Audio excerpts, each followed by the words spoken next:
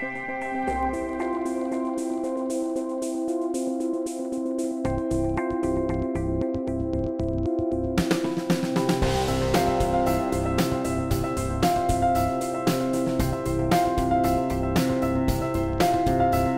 भुजबळांनी पुन्हा एक तुमच्यावर गंभीर आरोप केलेला आहे।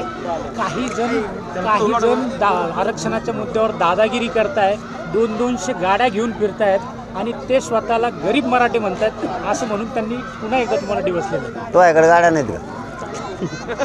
तो याकडे गाड्या नाही, आमचे मराठी घेऊन फिरते, तो काम पोट दुखत। तसं नियतीनं साप वाग ना, तू साप वागतो का?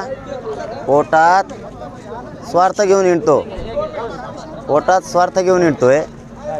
गोरगरीब ओबीसी बांधवाचा, गोरगरीब धनगर बांधवाचा, गोरगरीब वंजारी बांधवांचा पाठिंबा मिळवतो, स्वतःच्या केसेस मागे घेतो, राजकीय फायद्यासाठी वरवर जायला लागला आणि ह्या लोकांचं गोरगरिबांचं वाटोळं करायला लागला।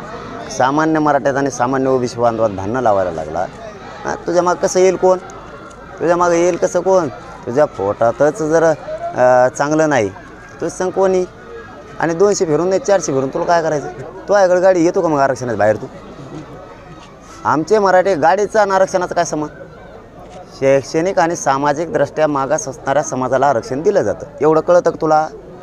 तू मंत्री आहे ना, कायद्याच्या चौकटीत बसला, कायद्याच्या पदावर बसला, कायदा पायदळी तोडायचं बंद कर, अभ्यास कर, थोडं वाच। तू काय वाचणार? तू ध्यानात नाही, तुझ्यावर आता भजेचे फेकून दिलेलं कागद खायची येळ आली, तू काय शिकणार? तू काय ज्ञान शिकवता? आम्ही आमचं बघतो, आड येऊ नको।